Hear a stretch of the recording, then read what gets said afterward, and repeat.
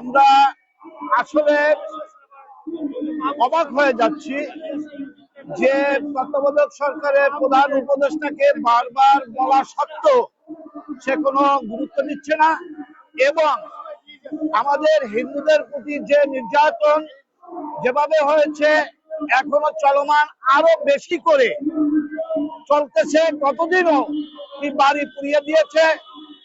তাই সংগ্রামের সাথে বন্ধুগণ, এই উপদেষ্টা, এই প্রধান উপদেষ্টা ডক্টর ইউনূস সাহেব এই রাষ্ট্র চালাইতে ব্যর্থ হয়েছে।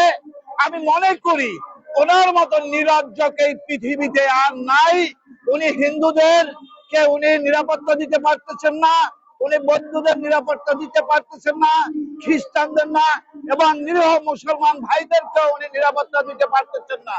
জানি না যে উনি কেন এইভাবে উনি হত্যা চালাচ্ছে ওনার নির্দেশে। যদি না হয় তাহলে উনি প্রশাসনদেরকে, সেনাবাহিনীর মাঠে থাকা সত্ত্বেও এভাবে কেন নির্যাতন হবে?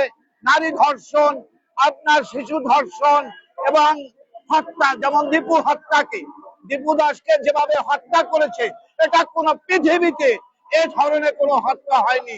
তাই আমি বলবো, জাতিসংঘকে বলবো যে আপনারা দ্রুত এটার পদক্ষেপ নেন, আর নইলে এবং ইউনূস সরকারকে বলেন যে উনি কত লাশ নিবে, যদি সেই পর্যন্ত লাশ নিয়ে উনি আপনার নিরপেক্ষ ভাবে এই দেশটাকে সুন্দরভাবে যদি না চালাইতে পারে, তাহলে উনি ওনার দায়িত্ব থেকে উনি সরে যাক।